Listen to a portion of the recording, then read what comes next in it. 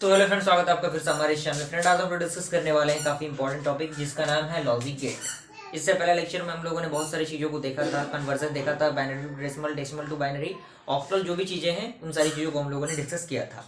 बस उन चीज़ों को आप प्रैक्टिस करते रहिएगा। अगला टॉपिक है हमारा लॉजिक गेट। आखिर लॉजिक गेट होता क्या है, इन सारी चीज़ों को आपने ट्वेल्व बेस पे कवर किया होगा, बस एक बार रिकॉल हो रहा है सारी चीज़ें।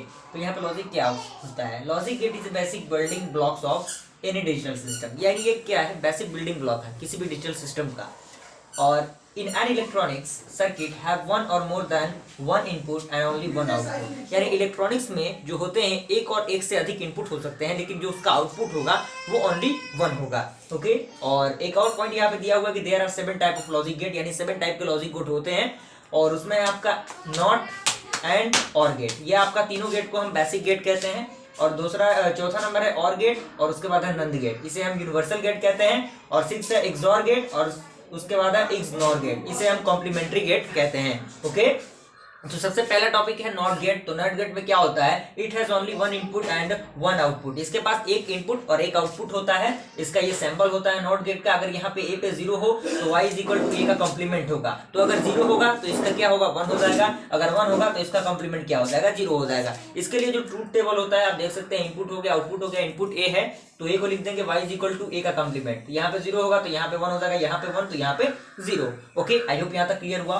सेकंड है आपका एंड गेट। तो इट हैज 2 और more input and only one output. यानी इसके पास क्या होते हैं? 2 या 2 से अधिक इनपुट हो सकते हैं, लेकिन आउटपुट क्या होंगे? एक ही होंगे। तो 2 इनपुट अगर हम ए भी देते हैं तो यहाँ पे output y is equal to A dot B आएगा। और यहाँ से उसका जो ट्रूथ टेबल बनेगा ए बी, एंड यहाँ पे 0 0 तो y is equal to A into B. क्या ए इंटू बी? यानी 0 into 0 0, 0 into 1 0, 1 into 0 0, 1 into 1 1। Okay, यहाँ तक क्लियर हुआ।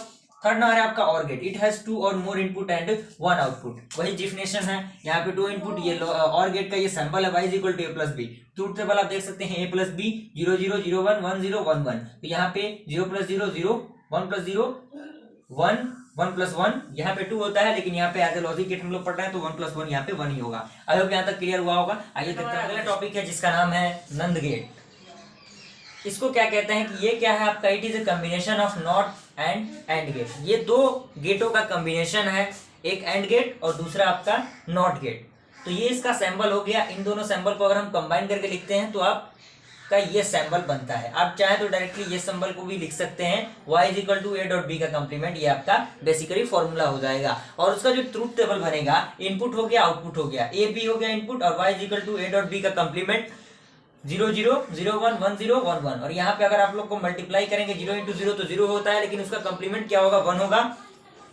0 इंटू 1 1 हो जाएगा, 1 इंटू 1 आपका 1 होगा, लेकिन इसका कॉम्प्लीमेंट क्या है? 0 है। और उसके बाद आता है nor gate. It is a combination of not and or gate. ये नॉट गेट और गेट का क्या है? कॉम्बिनेशन है। तो आप उसको देख सकते हैं ए बी, और ये इसका सैंपल हो गया y is equal to A plus B का कॉम्प्लीमेंट। ये आपका इनपुट हो गया, ये आउटपुट हो गया। सिंपल सा आप उसे सॉल्व कीजिएगा तो आपका जो ये ट्रूथ टेबल है वो बन के आ जाएगा। उसके बाद है लास्ट 6 एक्स और गेट, जिसे हम एक्स और गेट भी कहते हैं। ये उसका सैंपल हो गया। यहाँ पे y is equal to complement of A dot B plus complement of B dot A. यहाँ पे इनपुट हो गया, ये आपका फॉर्मूला हो गया। सिंपल सा आप उसे वैल्यू को पुट कीजिएगा और इस चीज को सॉल्व कीजिएगा तो ये आपका ट्रूथ टेबल सामने आ जाएगा।